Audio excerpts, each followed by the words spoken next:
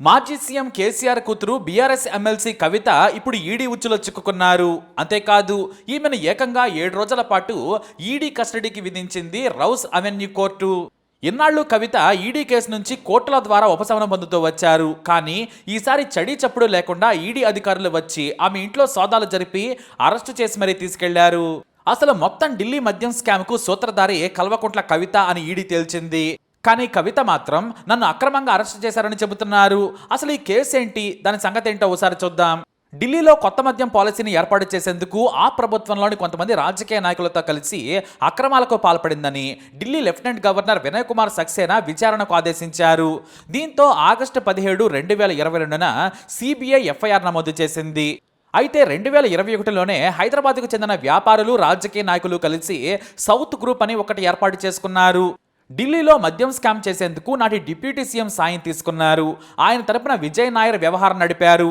ఆయనే ఢిల్లీలో మద్యం అమ్మకాల్లో భారీగా దోచుకునేందుకు సౌత్ గ్రూప్కు అనుకూలంగా పాలసీని తయారు చేశారు. ఈ సౌత్ గ్రూప్కు కీలక నేతగా వ్యవహరించింది కల్వకుంట్ల కవిత అని ఈడీ ఆరోపిస్తోంది. ఇక మొత్తం హోల్సేల్గా 12% లాభాలు సౌత్ గ్రూప్కు వచ్చేలా పాలసీ సిద్ధమైంది.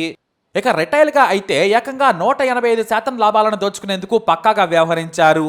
అయితే సౌత్ గ్రూప్కు మొత్తం 9 రిటైల్ జోన్లను కేటాయించింది పాలసీ తయారు చేసిన అధికార బృందం.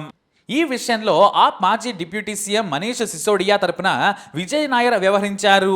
ఇక కవిత తరపున ఆమె బినామీలుగా ఉన్న అరుణ్ రామచంద్ర పిళ్ళై, అభిషేక్ బోయనపల్లి, బుచ్చిబాబులు ఉన్నారు. వీరు ఎప్పటికప్పుడు కవిత చెప్పినట్లుగా విజయ్ నాయర్తో చర్చించి స్కామ్కు తెరలేపారు.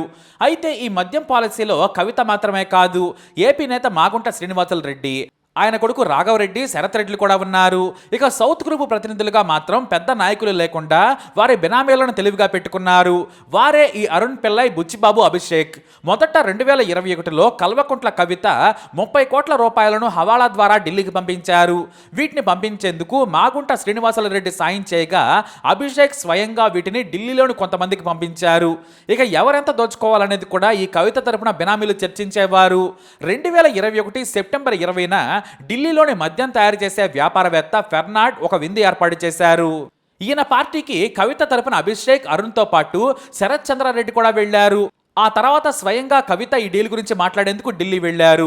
ఏప్రిల్ 8, 2022న కవిత తన బినామీ అరుణ్ పిళ్ళైతో కలిసి ఒబెరా హోటల్లో ఉప ముఖ్యమంత్రి మనీష్ సిసోడియా అనుచరులైన విజయ్ నాయర్, దినేష్ అరోరాలను కలిసి తమ వాటాల గురించి చర్చించారు. ఇక పాలసీని అమలు చేసి దోచుకుందామనే లోపే ఈ స్కామ్ కాస్త లీక్ అయింది. దీంతో ఢిల్లీ లెఫ్టినెంట్ గవర్నర్ విచారణకు ఆదేశించగా సిబిఐ కేసు నమోదు చేసింది.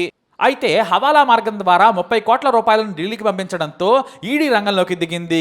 2022 సెప్టెంబర్ నుంచే ఈ ఢిల్లీ స్కామ్లో అరెస్టులు మొదలయ్యాయి. ఇండో స్పిరిట్ యజమాని సమీర్ను, ఆ తర్వాత శరత్ చంద్రారెడ్డి, విజయ్ నాయర్, అభిషేక్ బోయనపల్లి, అమిత్ అరోరాలను అరెస్టు చేశారు.